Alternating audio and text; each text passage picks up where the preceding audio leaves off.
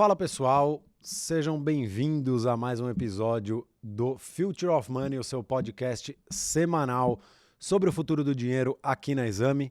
Eu sou o Gabriel Rubinstein, estava com saudade de gravar esse podcast depois de algumas semanas afastadas. Ao longo desse episódio eu vou até explicar um pouco por que eu fiquei longe aí esses últimos episódios, mas o fato é que estou de volta nesse estúdio maravilhoso aqui do Future of Money com um convidado especialíssimo que eu trouxe mais uma vez para apresentar aqui um programa para vocês, o famoso e saudoso Lucas Josa, o ZD, ex-membro desta bancada aí do time do Future of Money e agora um especialista em criptoativos do banco BTG Pactual e da Mint.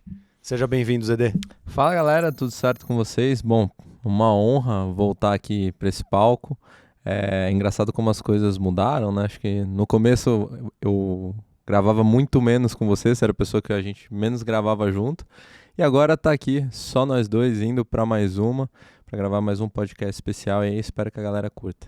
E num estúdio novo, né? Não é o estúdio que você frequentava, não. Isso aqui é outro patamar. Outro patamar. Bom, mas no episódio de hoje a gente tem bastante coisa para falar e o ZD, depois desse aprendizado que ele viveu no Future of Money, passou a se aprofundar mais tecnicamente no mercado cripto. Hoje posso dizer que é um dos grandes especialistas do Brasil nesse assunto. E então a gente vai falar bastante do mercado cripto como um todo e muita coisa que aconteceu aí nesses últimos dias. Se for pegar esse período que eu fiquei afastado do podcast, então tem bastante coisa para a gente trazer aqui. Mas eu queria começar com uma que acho que talvez tenha sido aí a mais impactante dessas últimas semanas, que foi a ação judicial nos Estados Unidos da SEC contra a Ripple, que teve um desfecho que pode impactar o mercado como um todo, né? Que foi a decisão da corte americana de que o token XRP, né, o token da Ripple, não é uma security, não é um valor mobiliário.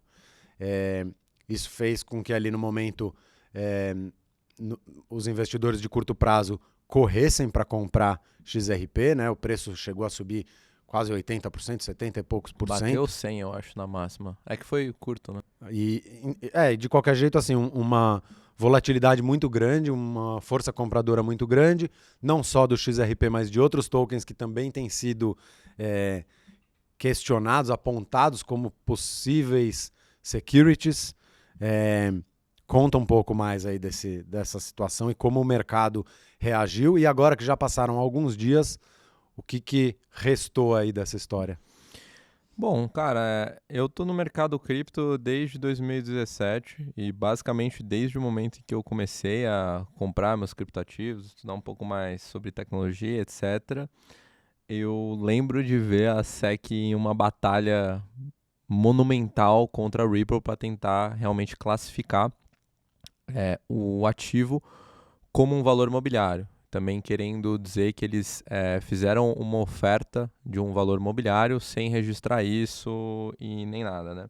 E aí, cara, acho que desde esse momento a Ripple sempre passou por altos e baixos, muito movimentado por conta de como esse processo efetivamente estava andando lá nos Estados Unidos ou não, e agora parece que a gente chega um pouco mais perto do desfecho, né? Então, quando a gente olha, pensando um pouco mais por essa perspectiva de dinâmica de mercado, a gente tem um ativo que majoritariamente, desde lá atrás, tinha uma pressão vendedora muito grande em cima, seja até mesmo dos fundadores, de grandes investidores que investiram inicialmente no projeto, fizeram 10, 15, 20x e começaram a vender. Então, desde então, eles vão vendendo. Obviamente, você não vende tudo uma vez, vende de uma forma fracionada, para você não perder muito dinheiro nesse processo de venda. Então foi um ativo que sempre teve uma pressão majoritariamente vendedora, com uma grande desconfiança do mercado em relação a isso, mas agora tem se sobressaído justamente por conseguir, em tese, vencer meio que uma parte desse processo, né? A gente fala que, Ripple não vai ser classificada como um valor mobiliário, etc. Só que tem uma distinção de dois lados, né? Quando a gente pensa na perspectiva varejo,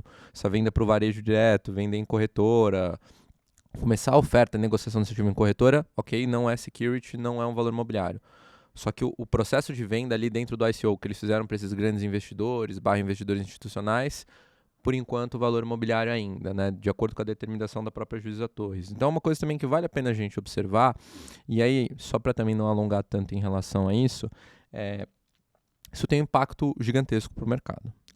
Quando a gente olha nos últimos meses, como que essa dinâmica também tem funcionado para vários outros ativos, além, obviamente, de Bitcoin, que a própria SEC não classifica o Bitcoin como security, não classifica como valor imobiliário, de acordo com os requisitos deles.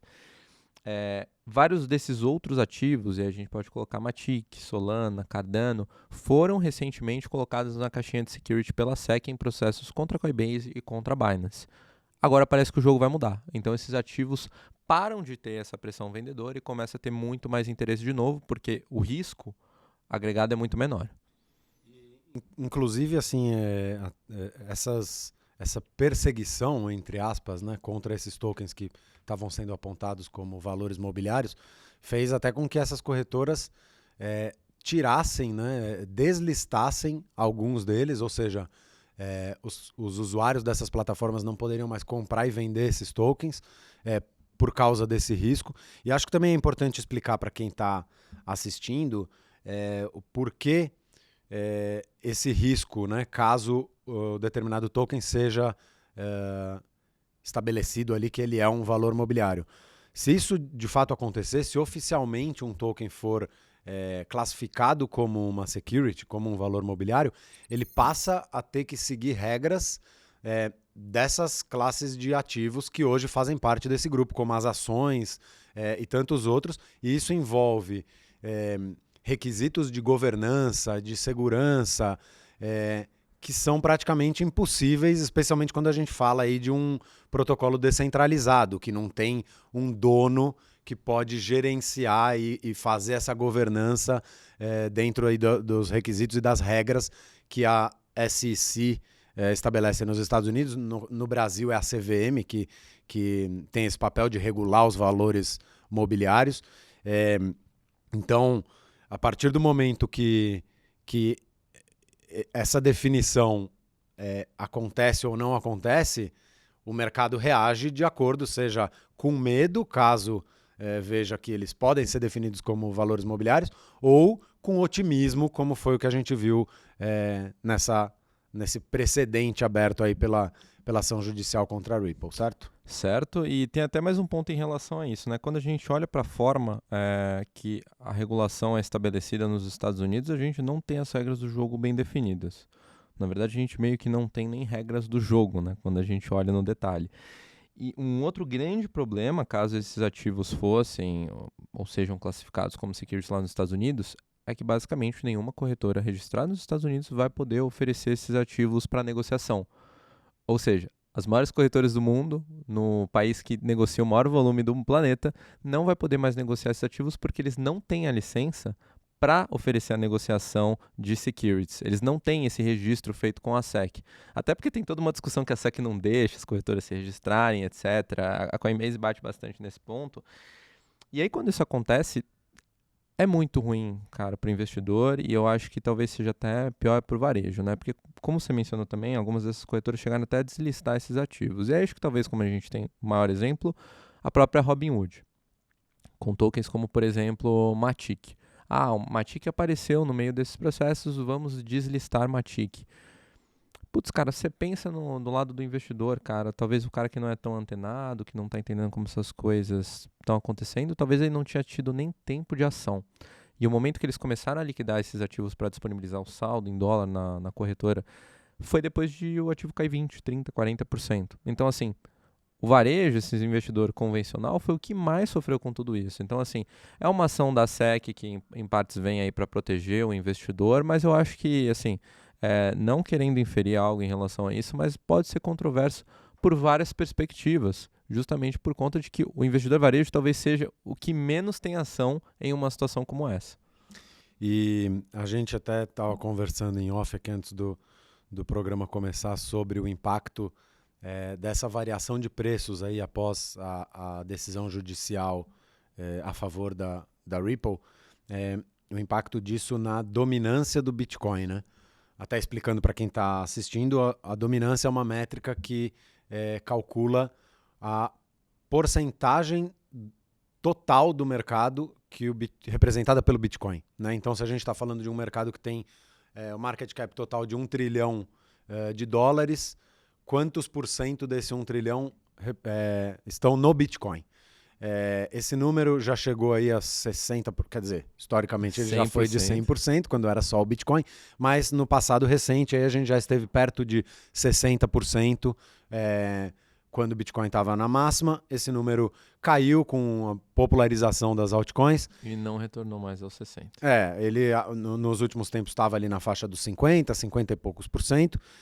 No dia em que a decisão favorável à Ripple foi anunciada, houve um movimento comprador muito forte para essas moedas menores, né, que estavam em risco de serem definidas como valores mobiliários. Então, além do XRP, a gente pode falar, e você citou algumas, Solana, Cardano, Matic e algumas outras. Esse movimento comprador fez com que a dominância do Bitcoin despencasse, é isso? Foi a maior queda diária na dominância do Bitcoin, salvo engano, desde junho de 2022. E aí, quando a gente pensa em perspectiva, e acho que talvez até mesmo em retrospecto, acho que é legal passar essa visão que o mercado cripto é um mercado cíclico, e dentro desses ciclos, tanto de baixa quanto de alta, o que faz com que os preços se movimentem com mais força e direcionem mais esse movimento especulativo em torno do mercado são as narrativas. O Bitcoin vem com uma narrativa muito forte esse ano, principalmente por conta de toda a questão que aconteceu com o SVB lá em março, e agora, mais recentemente, por conta de rumores de que talvez... Rumores não, né? Por conta de vários institucionais grandes, como por exemplo o BlackRock, querendo registrar junto à SEC um ETF de Bitcoin Spot. Então isso traria uma força compradora muito grande para o mercado. Bem diferente do que a gente tem ali em relação aos ETFs de futuro, que permite que você faça vendas a descoberto. Quando a gente pensa no spot, a mecânica você precisa comprar primeiro para depois vender. Então, assim, o mercado começou a olhar muito mais para o Bitcoin. A partir do momento que a possibilidade de um ETF de Bitcoin ser aprovado é maior do que de outros ativos, ele tem um driver maior de compra. E historicamente também, quando o mercado começa a se movimentar, geralmente começa com o Bitcoin, né? Quando a gente olha para tudo isso. E aí tem todo esse ponto da SEC, o risco ajustado desses outros criptoativos era muito maior, justamente por conta dessa pressão desse escrutínio regulatório. Então o Bitcoin foi se sobressaindo em relação a tudo isso em termos de mercado. O grande ponto agora é que esses outros ativos, só porque a SEC tentou colocar dentro dessa caixinha de security, não tiveram uma piora nos seus fundamentos, ainda são ativos bons, ainda são ativos interessantes, muitos que vale a pena até mesmo você terem uma cesta de investimento pensando no longo prazo. Então, quando a gente vê que talvez a SEC não tenha força suficiente para efetivamente colocar esses ativos dentro da cestinha de securities, assim como ela não teve força para fazer com a Ripple, que talvez fosse o caso mais claro, pensando na mecânica de ICO que a gente teve lá em 2017 e 2018, talvez esse fosse o mais fácil. Talvez se eles não conseguiram com o que é o mais fácil, como que eles vão conseguir com esses que são bem mais complicados, cases muito mais complexos e com um nível de descentralização muito grande. Parece que o risco desses ativos agora é muito menor. Então faz sentido começar a desfazer um pouco da mão que você tinha, por exemplo, em Bitcoin, pensando nos grandes investidores, para alocar nesses ativos, principalmente porque eles estão super descontados em relação ao próprio Bitcoin. Então essa queda de dominância é normal, olhando para essa foto como um todo, e até passando um pouco de perspectiva, caso essa narrativa continue e a SEC continue perdendo essa força em relação ao mercado, muito provavelmente a gente vai ver essa dominância do Bitcoin continuar caindo. Acho que mais ou menos a gente está aí na casa de 51%, 52%. Acho que faz sentido ir ali para casa dos 47,5%, 47,6%. Eu quis trazer essa discussão aí da dominância até para a gente também entender, para quem está nos assistindo também poder ter mais informações e fazer aí uma análise própria, né, e ter a sua opinião sobre o quanto isso é um reflexo de melhora dos outros ativos e o quanto disso é de um eventual pessimismo com o Bitcoin ou algo negativo sobre o Bitcoin. Se é só uma coisa, se é só outra, se é um pouco dos dois, o que você acha, Zé? Nesse momento, minha visão, tá? Não tem pessimismo nenhum em relação ao Bitcoin. É importante a gente trazer isso. É muito mais da noção de que talvez esses outros ativos efetivamente performem melhor do que o Bitcoin no curto médio prazo. Principalmente por conta disso. Assim, você pensa nesses ativos, são ativos bons, com fundamentos bons e, em retrospecto, caíram muito mais que o Bitcoin durante esse ciclo de baixa, eles estão muito descontados, principalmente em relação ao Bitcoin, que caiu menos. Então agora, se eu estou tirando um risco em cima dessa cesta, faz mais sentido eu aumentar um pouquinho a exposição. Então, mesmo que a narrativa em torno do Bitcoin, ETF esteja muito forte, talvez a gente tenha um pouco mais dessa divisão do centro do palco do Bitcoin agora com outros ativos. E pensando também, logicamente, você tem a SEC perdendo força de um lado. Se um ETF de Bitcoin for aprovado, muito provavelmente em seguida a gente vai ver essas grandes instituições registrando pedidos de ETF de Ether também. Então tem espaço aí para o Ether, acaba tendo espaço para vários outros ativos. Então é muito mais de uma ideia de montar uma cesta que consiga outperformar até o Bitcoin. No começo do episódio aqui, você estava falando sobre o quanto essa treta da SEC com a Ripple é longa, né? De tantos anos que a gente ouve falar dessa disputa. Outra coisa que a gente ouve falar há muitos anos, que você também já citou aí agora há pouco, é justamente o ETF de Bitcoin do mercado à vista lá nos Estados Unidos. Desde 2018, 2017 também. E aí, assim, no Brasil a gente já tem ETFs de Bitcoin, não só de Bitcoin, mas de vários outros criptoativos.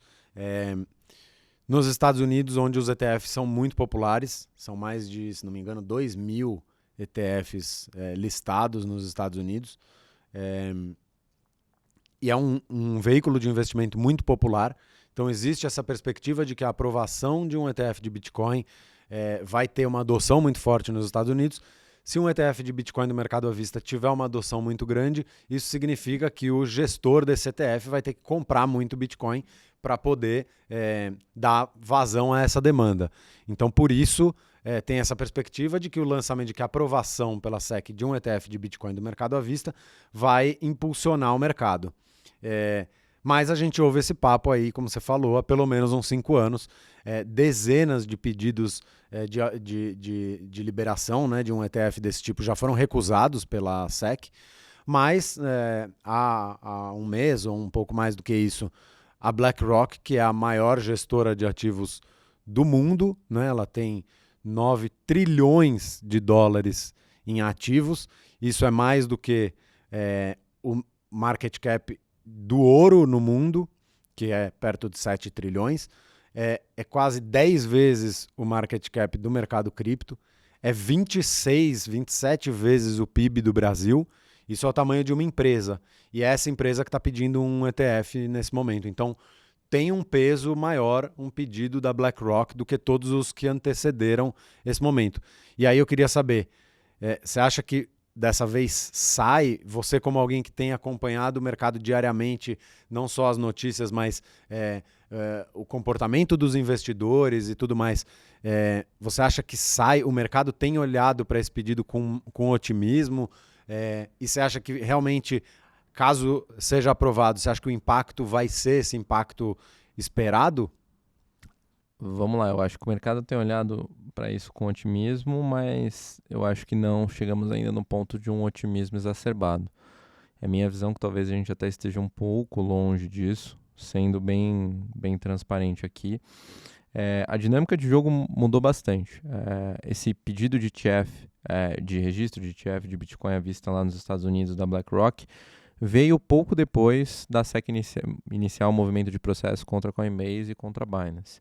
Veio quase que concomitante com o lançamento da AJAX Markets, que é uma plataforma de negociação de cripto também lá fora, que é suportada, digamos assim, né, por Charles Schwab, Fidelity, etc., vários outros grandes da indústria. Então, o que a gente tem agora é um pouco mais desse traditional finance, esses caras que estão no mercado financeiro há muitos anos, que são os dinossauros realmente gigantescos, querendo pegar uma fatia desse mercado cripto, né?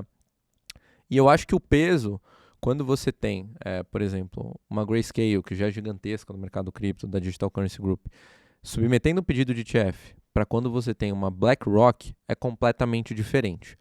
Quando a gente aumenta um pouco mais ainda essa visão, a gente, de novo, tem a SEC perdendo força, e quem deu a negativa, na verdade, né, para todos esses outros pedidos que a gente teve no passado, foi a SEC. Então ela está perdendo força e começa a cair muita dúvida em cima da postura da SEC em relação a essas coisas, principalmente em relação ao ETF de Bitcoin.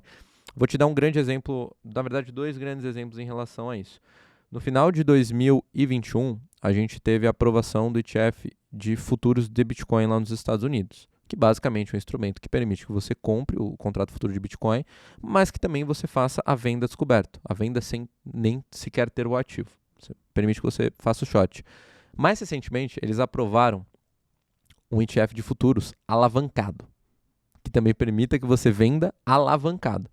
Então, assim, não faz muito sentido você não aprovar um instrumento como um ETF de Bitcoin à vista, principalmente sob a premissa de que com esse instrumento se torne mais fácil você fazer uma manipulação de mercado e que isso agregue risco para o investidor no final das contas, sendo que você permite um ETF alavancado, que tem muito mais risco, né?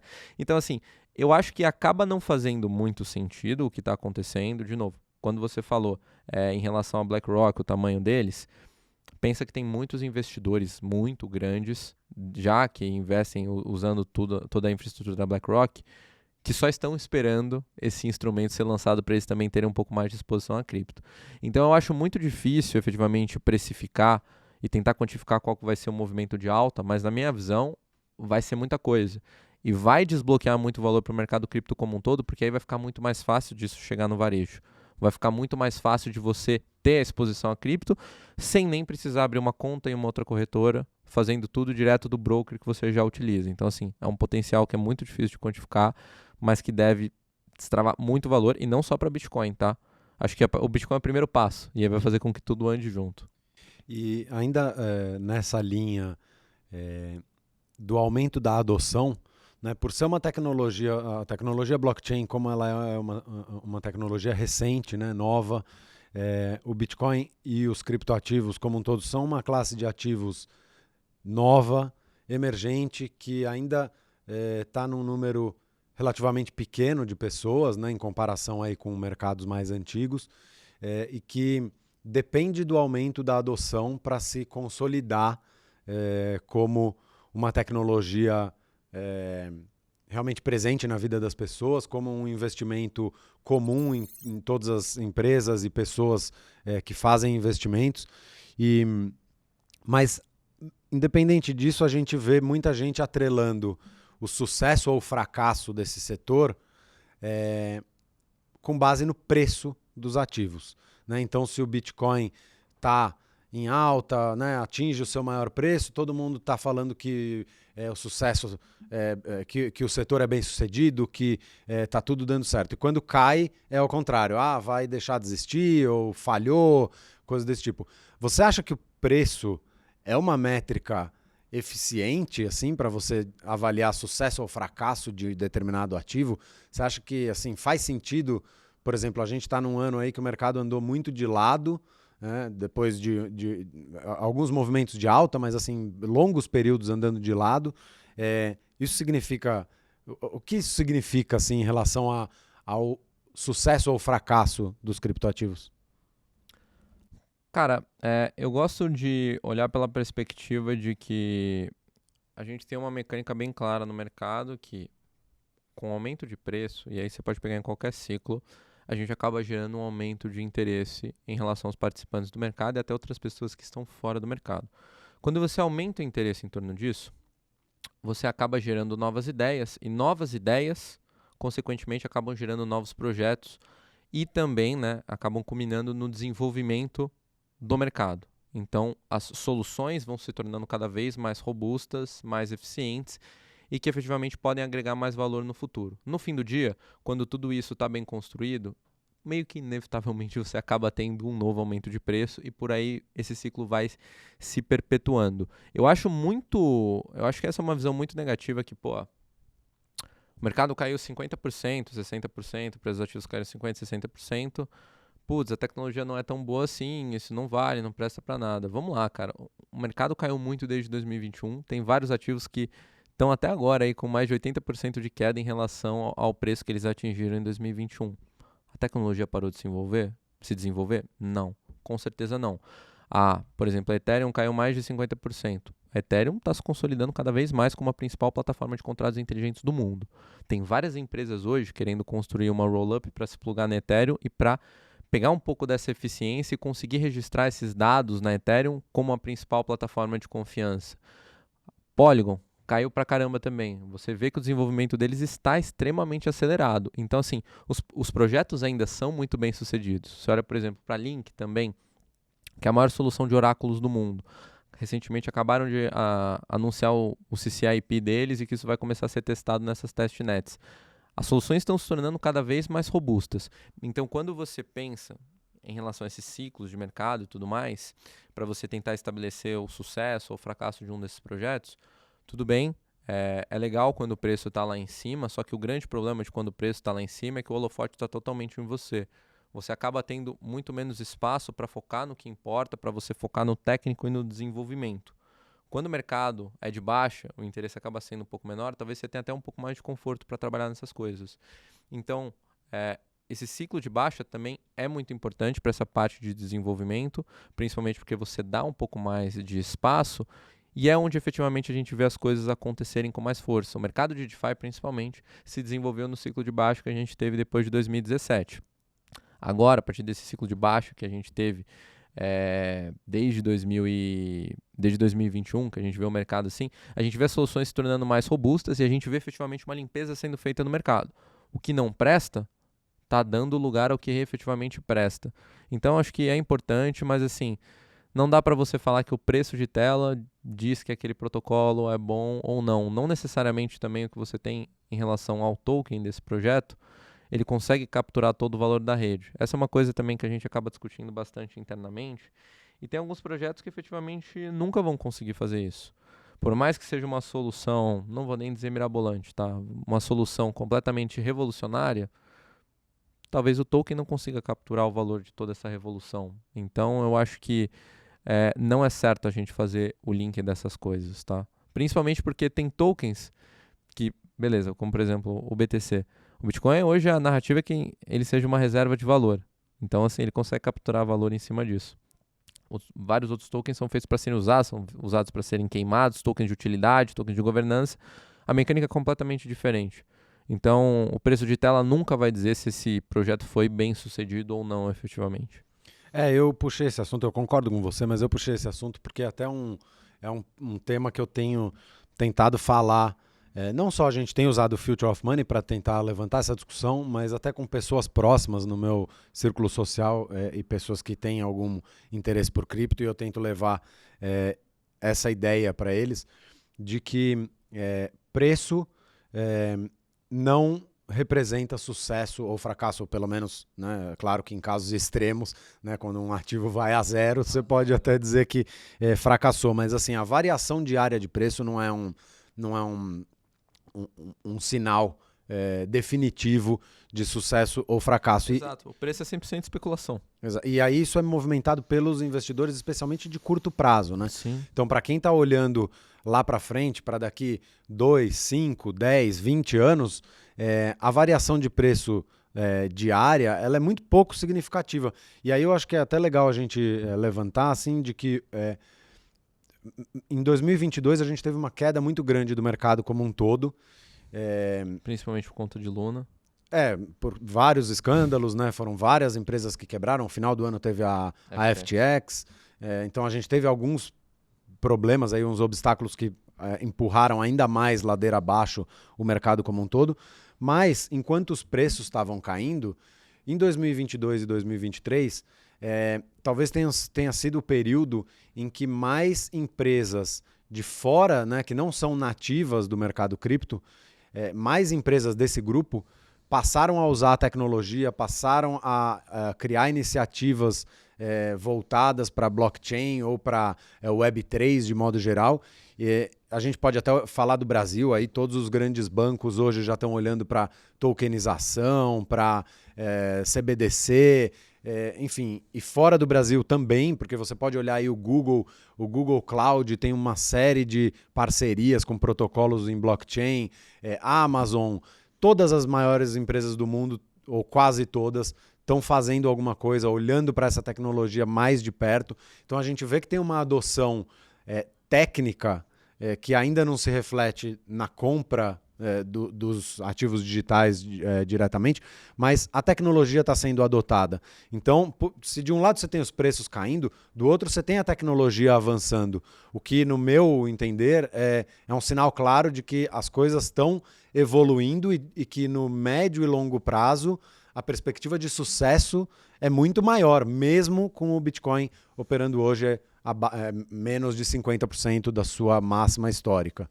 Então, para mim, é muito claro de que o preço não quer dizer nada se você estiver olhando com uma perspectiva de médio a longo prazo. Você concorda?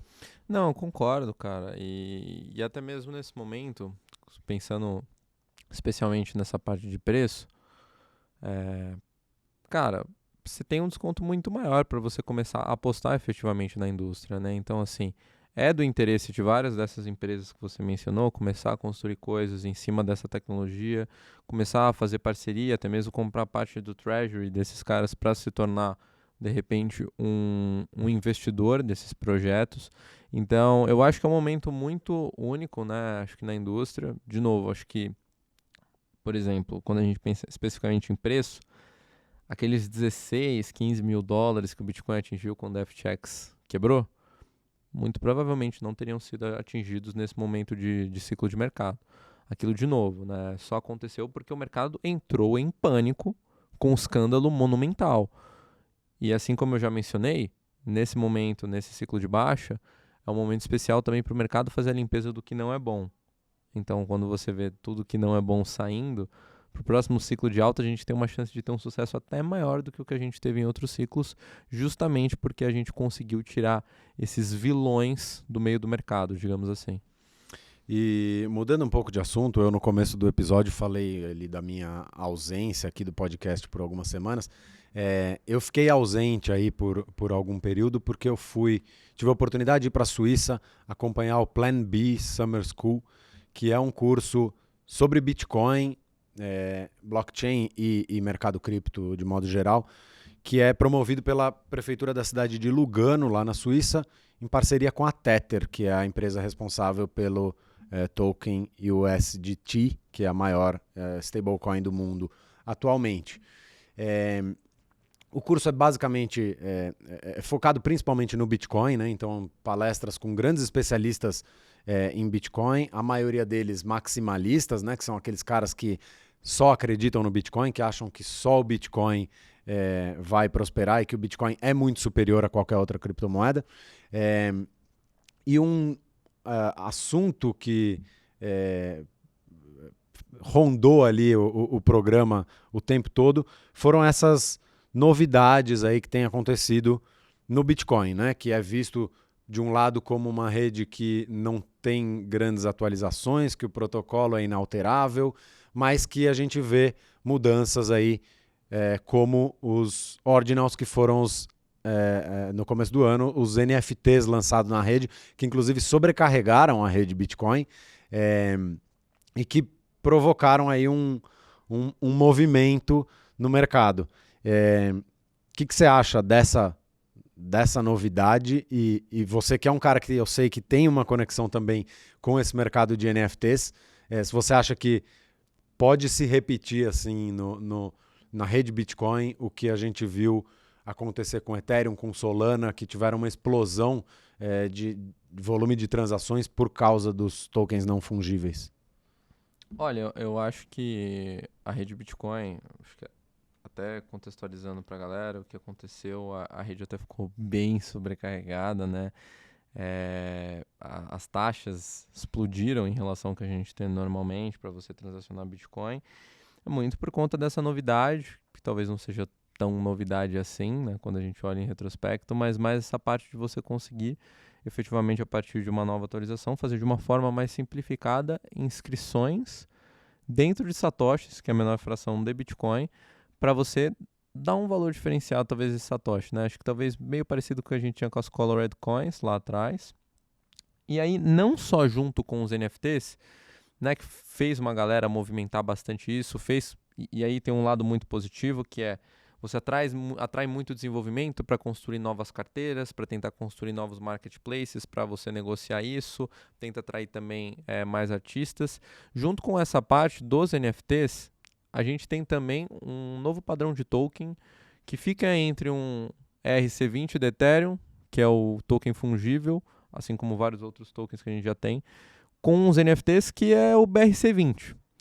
E aí esse talvez seja o maior ponto que fez com que a galera começasse a se perguntar efetivamente qual seria o caminho que o Bitcoin iria trilhar, que é essa ideia de você conseguir colocar vários outros tokens dentro da rede Bitcoin, fazendo justamente, a grosso modo, isso de você pintar esses satoshis e dar uma condição diferenciada para eles, né?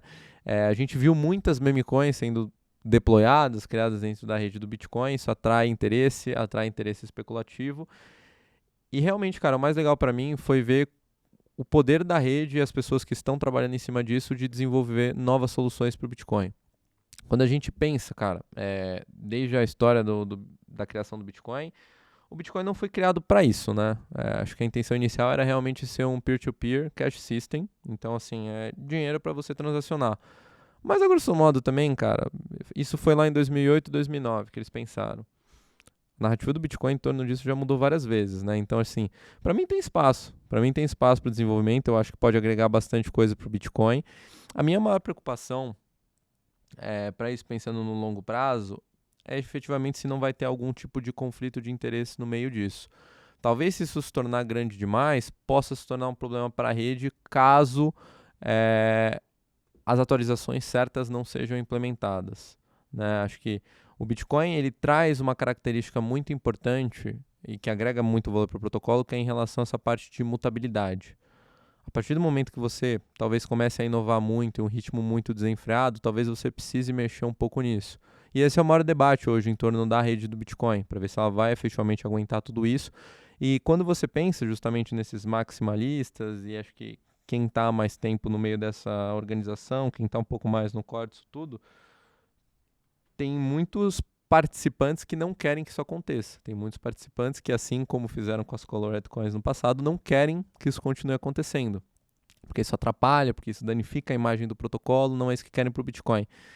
E aí eu acho que a gente chega num momento delicado. Mas assim, de novo, a gente vai precisar de alguns meses, talvez alguns anos, para entender um pouco melhor qual vai ser o caminho que vai ser trilhado dentro da rede do Bitcoin. Para mim, qualquer desenvolvimento é válido.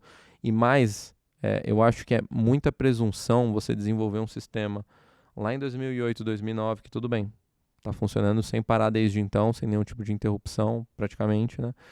Acho que é muita presunção você falar que você atingiu a perfeição logo de cara e não vai precisar fazer nenhum tipo de atualização mais robusta ou mais.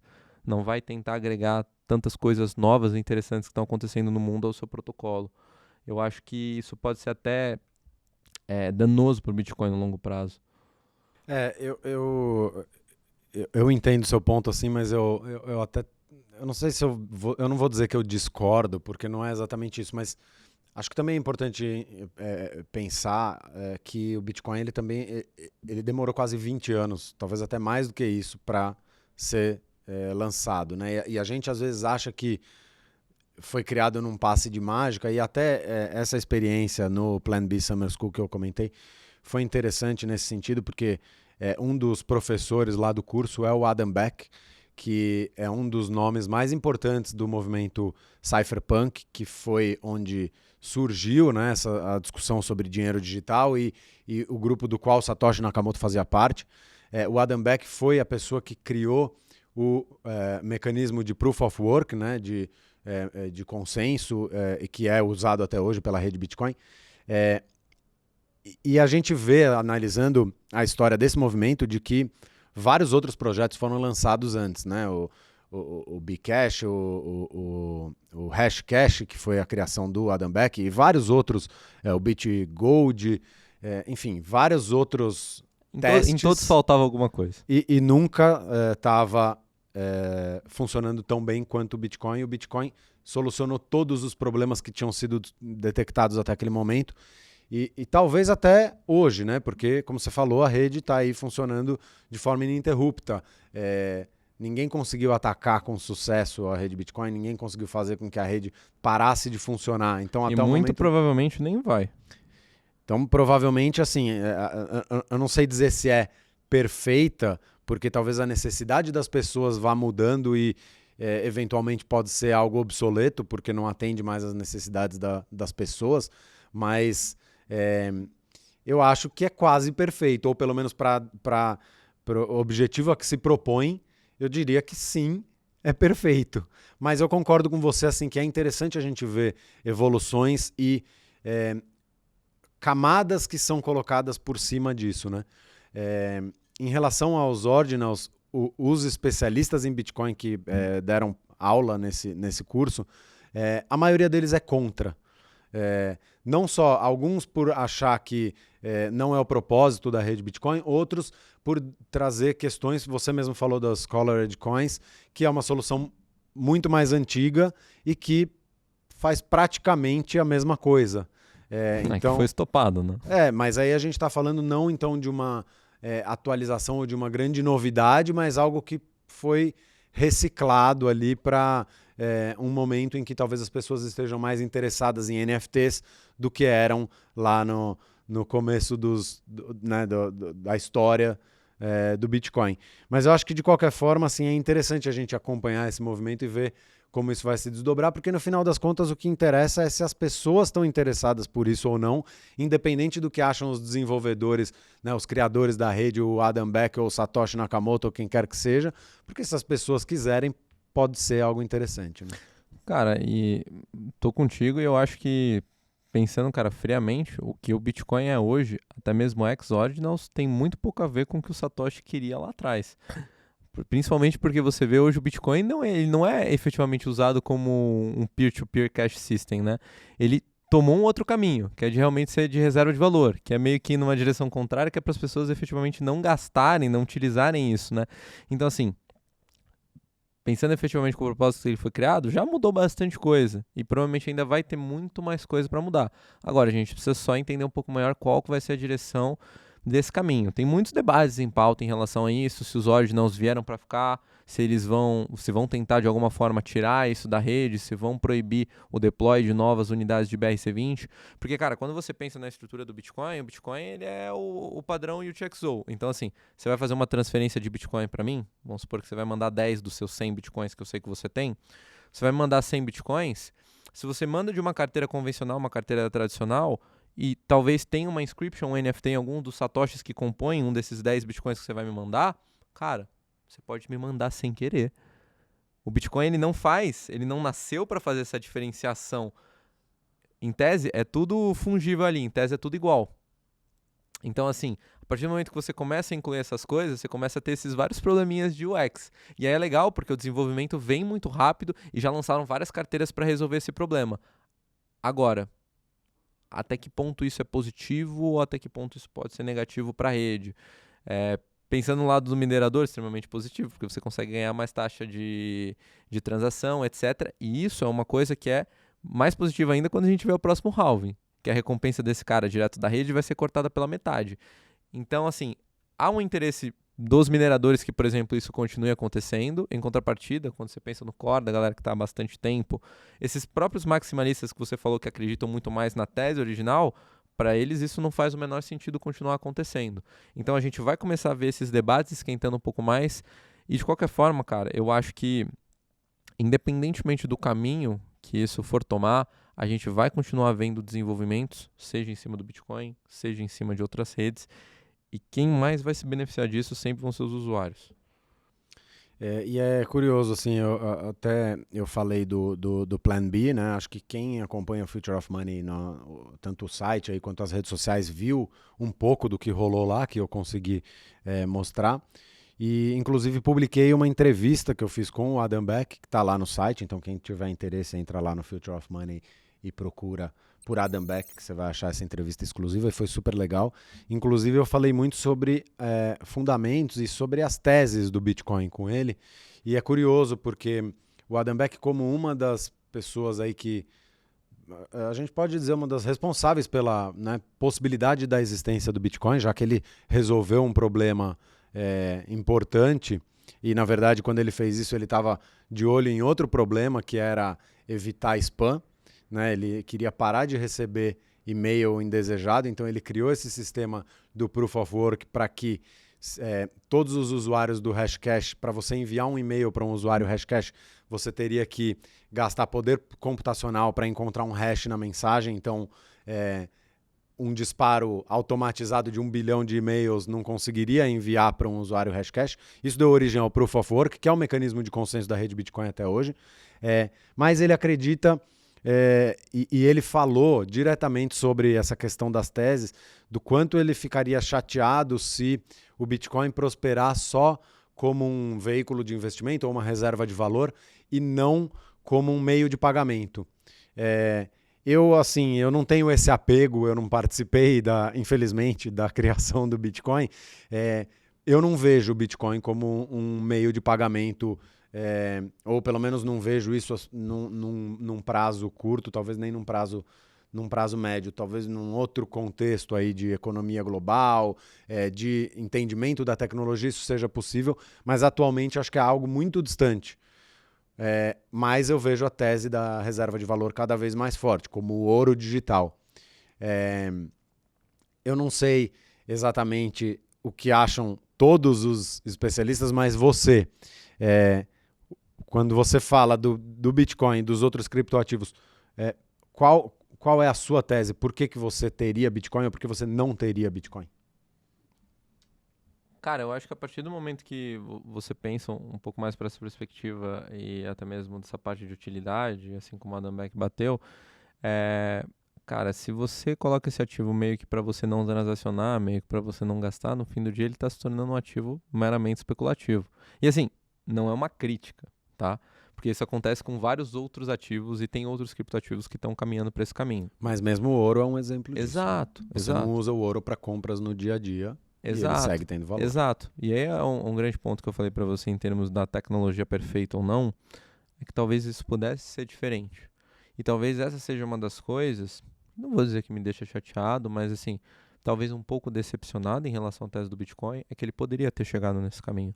Algumas mudanças mais estruturais poderiam ter sido implementadas para que isso pudesse ser feito em grande escala, em uma única camada. Sem precisar depender de Lightning Network ou qualquer outro tipo de Layer 2, digamos assim, ou até mesmo sem dar espaço para que outros ativos prosperassem dentro dessas esferas, né?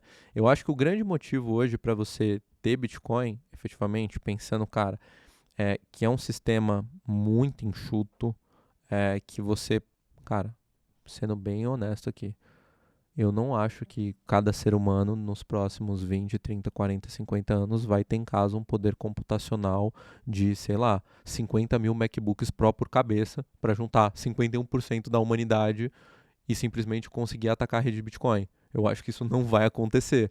E muito provavelmente a gente vai ter tanto poder aplicado à rede no futuro que isso vai se tornar ainda mais impossível de acontecer, né? A galera fala muito computação quântica, etc. Mas assim, acho que esse é um debate que tem que ser levado em outro momento. Então, cara, dado o cenário, dado que a gente tem um Bitcoin que é um ativo anti-inflacionário, etc. no futuro e que cada vez mais a gente chega perto de ter uma emissão praticamente zerada, acho que faz muito sentido você ter esse ativo como um substituto do ouro realmente enquanto reserva de valor. O único ponto é que eu acho que tudo bem, a gente chegou nessa parte da narrativa e ok, se ele vai ser isso, vamos transformar e ver vias de realmente conseguir colocar o Bitcoin como isso. Talvez no futuro, a gente fala muito, hoje os criptoativos são negociados contra o dólar. Talvez eles sejam negociados contra o Bitcoin. Talvez o Bitcoin realmente consiga ser esse ativo. Talvez ele não consiga ser. Talvez ele seja substituído por outro ativo, por uma plataforma de contratos inteligentes que usa toda essa infraestrutura de Proof of Stake em vez de Proof of Work. Isso pode acontecer, mas hoje o maior motivo para eu particularmente ter Bitcoin na carteira é realmente acreditar que ele pode vir a se tornar uma reserva de valor. Agora, em relação a outros ativos superarem o Bitcoin, tem até a discussão, né, de quando o Ethereum vai assumir a posição do Bitcoin.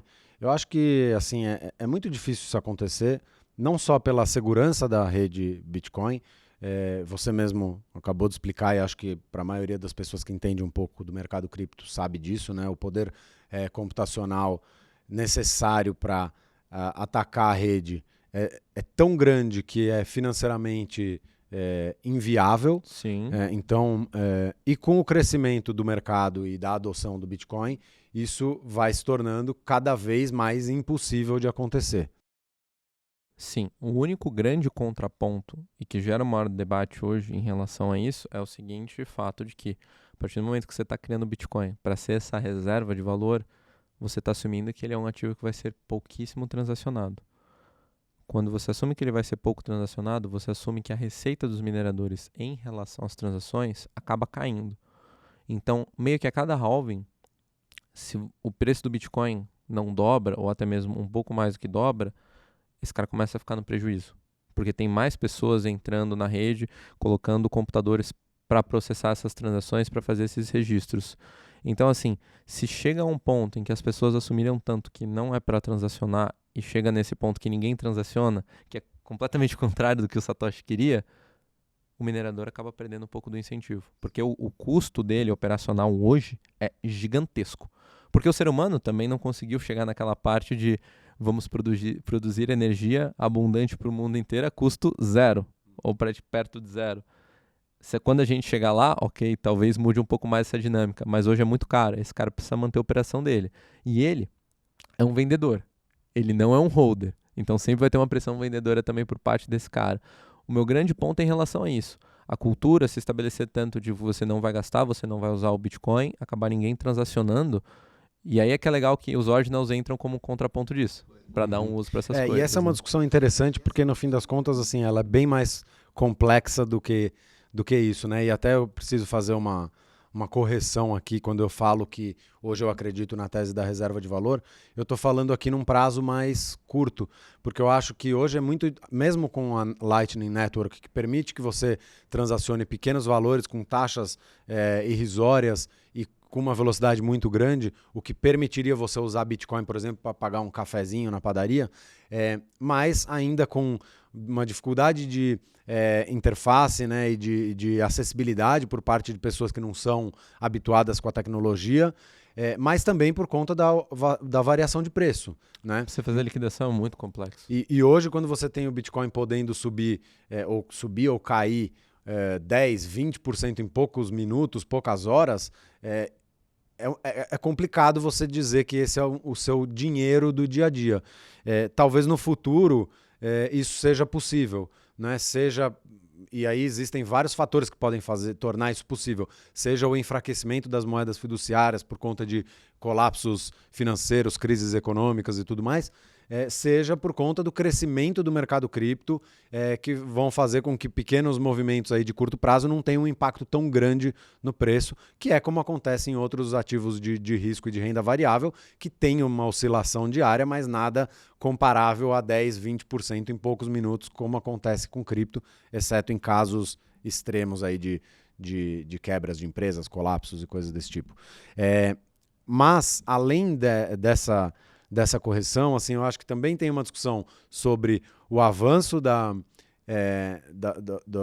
usinas de energia, né, de fontes renováveis, que é algo que já está acontecendo há alguns anos e que tende a ganhar força, né, especialmente com maior preocupação com sustentabilidade, com aquecimento global, com ESG, etc. Mas também com o risco dos outros protocolos, né? Ou possíveis riscos de outros protocolos. O Ethereum mudou para o Proof of Stake, o que também tem aí os seus potenciais problemas. Não necessariamente serão problemas, mas que podem ser. Bom, eu acho que a gente nem tem muito tempo para avançar nessa discussão, então eu vou deixar o convite para a gente vir aqui, né, nas próximas semanas fazer um episódio sobre o futuro do Bitcoin. E a gente já faz esse embate do Bitcoin com outros protocolos, que eu sei, quem está assistindo e já conhece o ZD sabe que ele tem um lado nessa... Ele tem uma bandeira nessa disputa, mas a gente vai deixar isso para falar outro dia, porque eu já estou tomando bronca aqui da nossa produção. Mas se você quiser, pode fazer o seu ponto sobre isso. Considerações Manda finais? bala. Cara, é meio que no fim do dia, cara, matematicamente quase tudo é possível. Se for parar para pensar em perspectiva, né, o ponto de fontes energéticas renováveis é muito válido, mas de novo, por ser renovável, não necessariamente ela vai jogar o custo lá no zero, né? Você ainda tem um custo por isso, então tem que entender um pouco melhor como que essa mecânica financeira vai acontecer no futuro, né? E, cara, sobre essa parte de ter um ponto, etc., eu acho que eu tô mais pela tecnologia nessa questão, tá? Por essa perspectiva, muito mais pela tecnologia. E, cara, de novo, como que eu falei, dessa parte de presunção, de achar que alguma coisa é perfeita, eu quero que a tecnologia continue se desenvolvendo e evoluindo muito rápido.